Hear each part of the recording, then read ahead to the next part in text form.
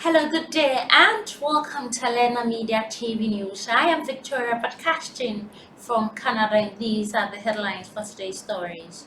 Somalia polls drag on as March 15th. Deadline looms. U.S. launches airstrike targeting Al-Shabaab in Somalia. Bringing you this in detail after the short break. Stay tuned.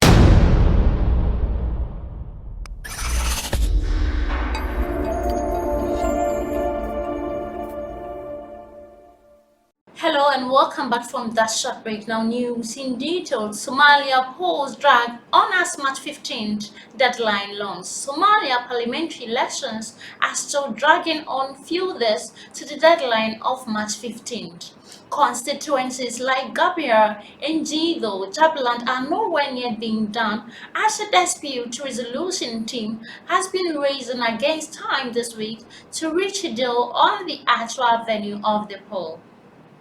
But with just a few seats remaining to be filled in the 275-member lower house, the presidential contest is also shaping up with former Prime Minister Omar Al-Shabaab this week throwing his hat in the ring too. Mr. Shamak, twice Prime Minister 2009 to 2011 and 2014 to 2016, told eri-tv if he has been elected as president, he will use his experience gained when he served the nation at various capacity to lead Somalia to political, social, and economic stability.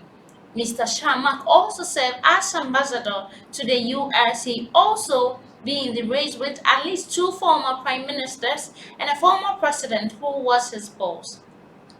While President Mohamed Farmajo will be defending his seat, he will also be facing his former Prime Minister Hassan Kel under Somalia's indirect presidential elections. A joint section of the 54 senators of the upper house and 275 legislators of the House of the People to vote for a president in a secret ballot. The election date will be known once all parliamentary seats have been filled. Former foreign prime minister until February 2021, Mohamed Abzak, on Monday to announce his candidate.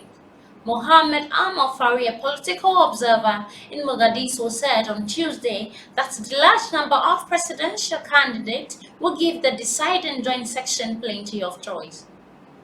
Hassan Sheikh Mohammed, who is also part of the contestant, have vowed to win the election at the end. Moving on to the other story, U.S. launches airstrike targeting Al-Shabaab in Somalia.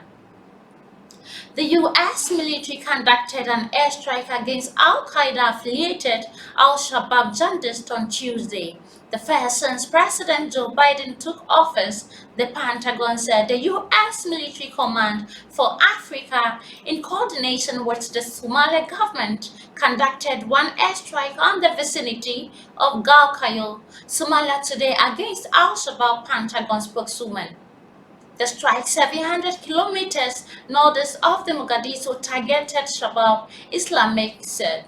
The battle damage assessment is still pending due to the ongoing engagement between Al-Shabaab and Somalia forces. However, the command's initial assessment is that no civilians were injured or killed as a result of the strike.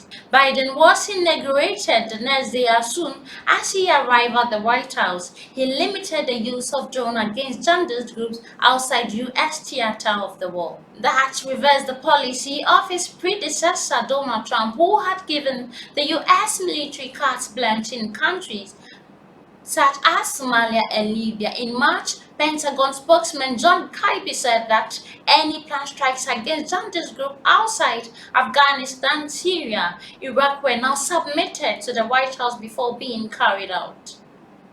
Just before he left office, Trump ordered the withdrawal of some 700 special forces soldiers who were deployed in Somalia to train and advise the Somalia army. This is where I end the editorial on Alena Media TV. I am Victoria, and thanks for watching.